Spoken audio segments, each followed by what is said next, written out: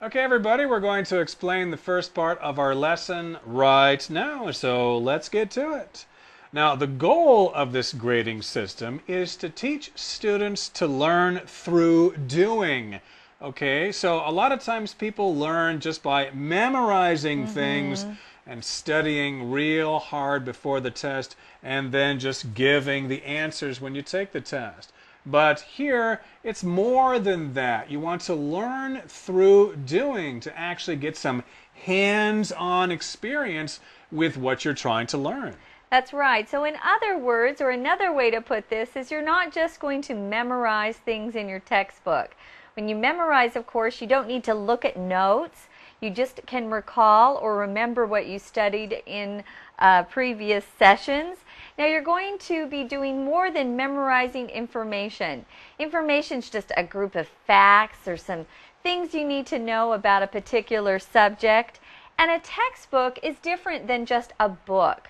A book is a general book, but a textbook means it's a book that is used in a classroom by students. So you aren't just going to sit down and memorize information or facts in a textbook. You're going to get some hands-on experience by doing things. I did want to mention, Stephanie, that the word information is a non-count noun. So you could say, how much information can you learn in that class? Okay, don't add an S to the word information. Ooh. It's wrong. Really bad. Right. Okay, so again, we're talking about memorizing information in the textbook. Well, yes, you do want to do that, but of course there are other things that are part of the learning process as well. You're going to be encouraged to join class discussions. As we said in our previous lesson, your teacher is going to ask questions of the class, and they'll want to hear from you to see how much you understand and how much you know. It's also good to ask your teacher some questions about things you don't quite understand yet. Now, to encourage someone means you give them confidence and let them know that's what you want them to do. It's a good thing. You know, your parents probably encourage you to do as well as you can when you get into school. They want you to be successful.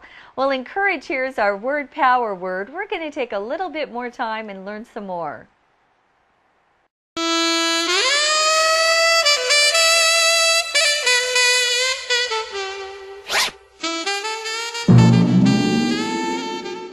Word Power.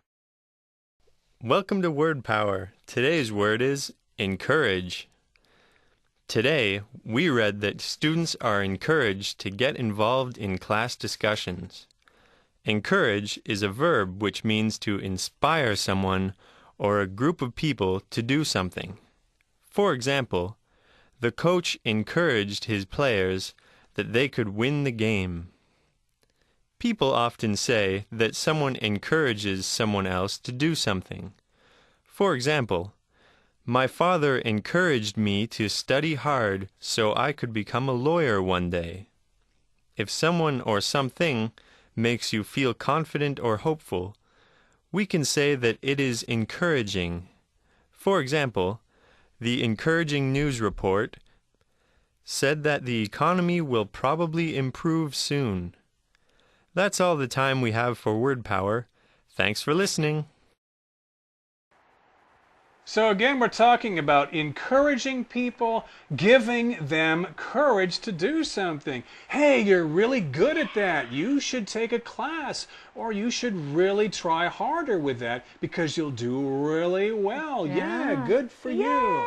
So that's encouraging somebody, and you want to encourage those students to participate or to take part in those class discussions. Talk about those subjects with your classmates in class, and your teacher will be there kind of listening to what you say. Again, there aren't really any right or wrong answers. You're just kind of exploring the subject.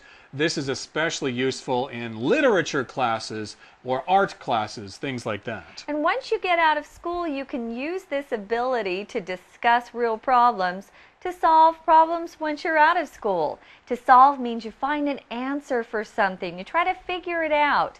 And that's important, especially after you've finished school and you're no longer a student and you're working. For example, we'll often do projects in school. And those require hands-on learning. That means you're either going to make something, build something, or put together a report that you thought of yourself. Here we give an example about climate change. So you do a project on climate change and come up with some ways that you yourself can reduce your carbon footprint. Right, and we've talked about the carbon footprint before. That just means how much you're affecting the world and how much you are changing the temperature of the world based on your activities, like how much water you use or how much gasoline you burn, etc., etc. So that's an example of a problem-solving question that you might find in class. Okay, everybody, it's time now to listen to our Chinese teacher, but we'll be right back.